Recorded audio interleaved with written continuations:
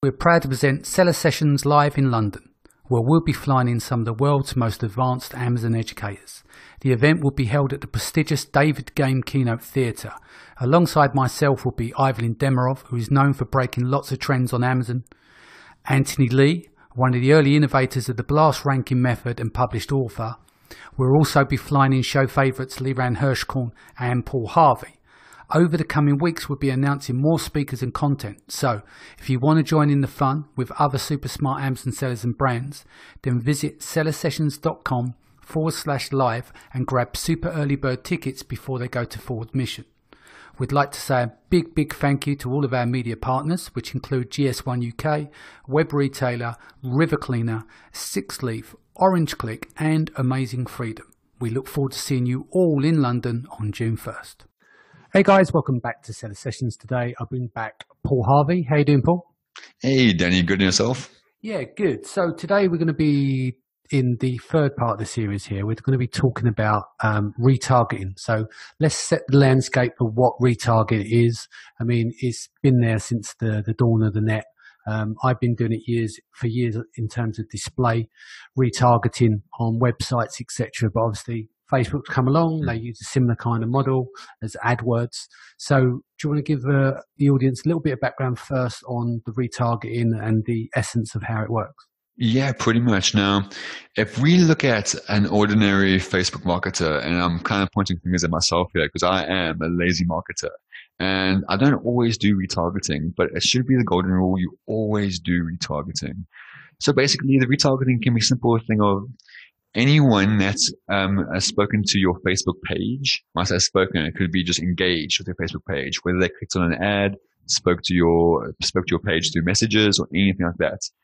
Anyone that's done that, we should have already created an audience that they were added to automatically. So once they talk to your page, they're automatically, that user is added to an audience, and then we can run Facebook ads constantly just targeting that audience. Yeah. And essentially, that's retargeting in a nutshell. Yeah. So, I mean, if you're, for instance, I say this to everyone, as soon as you set up your own website, first thing you should do is insert, obviously, Google Analytics, but also add retargeting tags in there as well, because just having them there from day one and then just leave it, because you might not go back and run Google ads for a year, but you've started to gather that data. Obviously, there's parameters and controls we can't get into now to set all that up for 30 days, 60 days, 7 days, etc., and then setting up your frequency on your ads. But we can go into that later. But the key thing is just capturing the audience from day one, setting up those parameters, because what you don't want to do with retargeting is actually set it up when you need it. You want to set it up before you need it.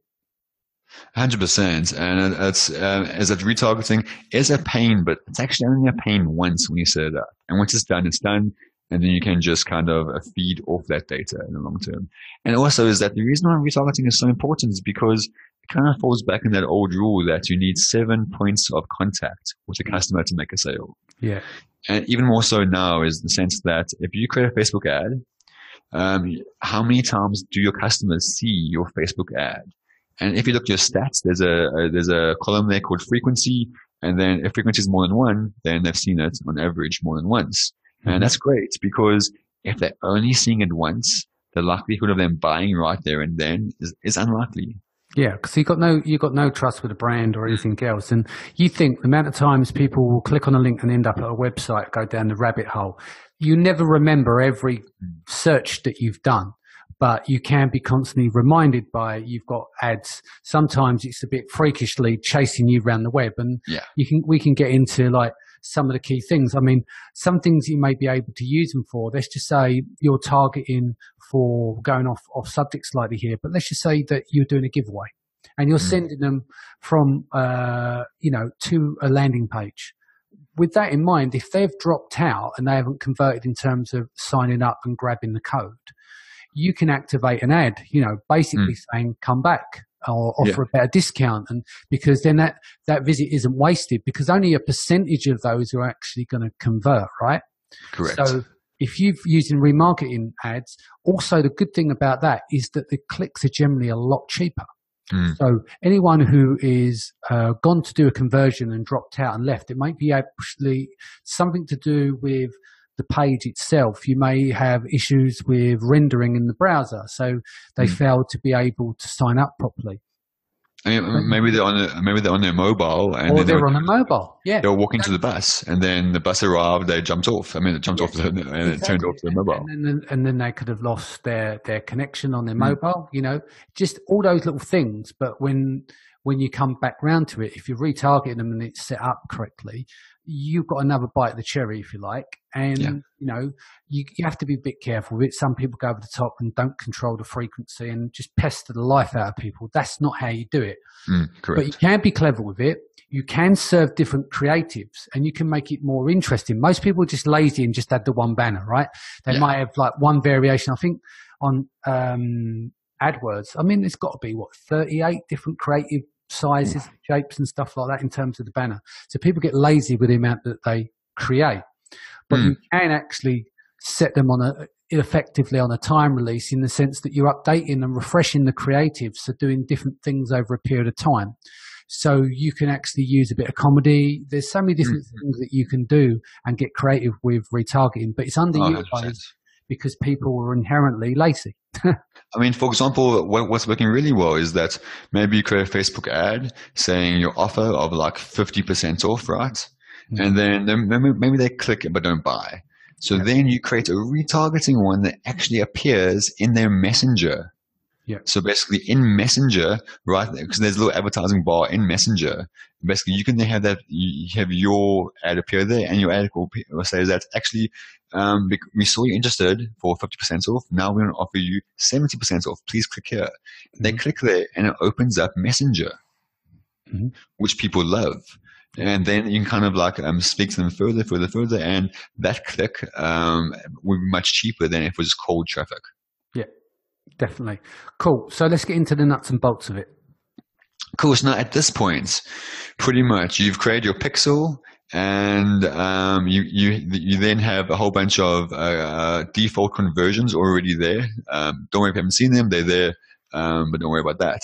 But then the next one is you should have created your audiences based on your page engagement. So that's people that have viewed your videos, engaged with your page, or any of those things. So you should have audiences like that already. Then, next up, you should also have an audience based on your Pixel File Me link. So for example, let's say you're running a sales funnel and a landing page. The button where you send them to Amazon, you actually pixel that link over there using Pixel File Me, Rocket Link, whichever you're using. And then every time they click that link, they're then added to an audience on Facebook. And that's really good now, because now we have a whole bunch of traffic, a whole bunch of audiences that we know are from our customers, and we can remarket to them. And then over and above that, we can create lookalike audiences off our current audiences. So most Amazon sellers don't realize, but if you just run a few ads, you actually have anywhere from 5 to 10 audiences ready to test and can convert. Okay, and so why don't we explain as well what these ads look like on Facebook? You know, so to give an example, you know, someone could go to visit a website, and then when they get back to Facebook, what are they seeing in their feed, etc.? So pretty much like, so this actually happened to me yesterday. So I'm looking for a new type of multivitamin. And I went on the multivitamin is not available on Amazon, as I would have bought it there. But I went onto the website and I looked at a specific one, and I didn't buy it. I just looked at it, everything that's cool. And then within an hour, I was back on Facebook, looking at my news feed, and then I saw ads advertising that exact product to the website, saying, "We saw you interested. Here is $10 off." So basically what they're utilizing is that, so basically what they're utilizing there is that they know that you visited the website without completing the conversion. Therefore, they're reminding you, which can seem a bit creepy sometimes. You know, you could actually talk to the audience by saying, "Please come back." You know, you visited and you left. What happened? You know, what are the problems? So, but it's best to obviously use a bit of comedy where you can. Obviously, common sense as well, the way you put these ads together. And obviously, when they're in the feed, you know, you're going to get burnout if you're not careful. So one of the things I suppose you can do is, if you've got a product with lots of different variations, or align the products that are related to each other, you can actually just serve different ads to them in relation to that, so they're getting different creatives. Well, or worst case scenario, you're coming up with different copy, different creatives. So you're not using and burning the same copy and images on a consistent basis. So people get annoyed and then want to tell Facebook, stop showing me this ad, you know? Yeah.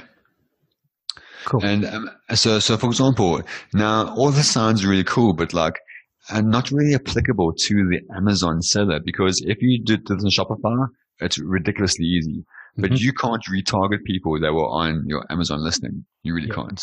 Yeah. So what I do all the time, I'm sending people to a sales funnel, whether it be in a bot or basically like an AMZ promoter landing page, whichever.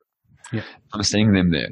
And at the very last step, when they click buy on Amazon, I'm pixeling that link using Pixel File Me, whichever. Yeah. So every time someone... By the way, guys, I just want to say we're not associated with any of these softwares. We're just referencing. We don't have any relationships or affiliate deals or anything like that. That's for you to do your own research, but we're just giving you examples of what's in the marketplace. Sorry, go on, Paul. So basically is that the last step before they go to Amazon, so when they click on buy now and that takes them to Amazon, that button is actually pixeled using Pixel File Me or Rocket Link, any of those platforms. And then that person is added to an audience. Now, what I do is this. I run 2 ads simultaneously. I'm running an ad to the cold audience. And then I run a second ad alongside that, whereas it's exact same ad, or maybe I've changed it up, whichever. I can do what I want now. But basically is that this is running an ad now to all the people that did not purchase. So what we do now is we create a second ad, and that's all we're going to do now is when we do our targeting, we're not going to target, let's say, everyone that likes Amazon, that likes this niche. We're not going to do that. We're simply going to do a custom audience, and that's going to be the link that they click. So everyone that clicks that link is added to a custom audience. Now we're going to advertise just to those people. So all we're going to do now is have a very basic Facebook ad of just those people who have clicked on that exact link. And then, henceforth, they are remarketed to. Cool. Excellent. So give me 3-4 key points before we go. So pretty much the key points are, make sure you've set up your audiences. Again, is that I know we discussed that last time, but it's just so key. And most Amazon sellers don't do it. Set it up. It takes 5 minutes. Done. Set up your audiences, then set up your customer conversion. Again, do it now because you can't backdate it. So the thing is, you want Facebook to always be recording customer conversions. So the thing is, if you set it up 2 months from now, Facebook won't be able to recall the 2 months of lost data. So the customer conversion. And then the third thing, do retargeting on every single ad you create. So basically, if you're creating an ad, then you want to retarget the cold traffic. So you want to retarget that traffic, people that click on your link, and that is now essentially warm traffic. And a lot of Amazon sellers they get nervous saying, "Ooh, but this is cold traffic, warm traffic." Right there, you've done a campaign that includes both cold and warm traffic. It's essentially all you need. Makes sense. Cool. Best way to reach you? Best thing is my website, epsiloneCommerce.com. Excellent. Guys, thank you for joining us. Don't forget, Paul will be at Seller Sessions Live. Also, we've got Ivelin Demirov, Anthony Lee. We also have Leroy Hirschkorn. I'm also going to be announcing a few new people as well. You can get tickets there. We've still got some early birds left, which is at sellersessions.com/live. And I'll see you again in the next few days. Take care.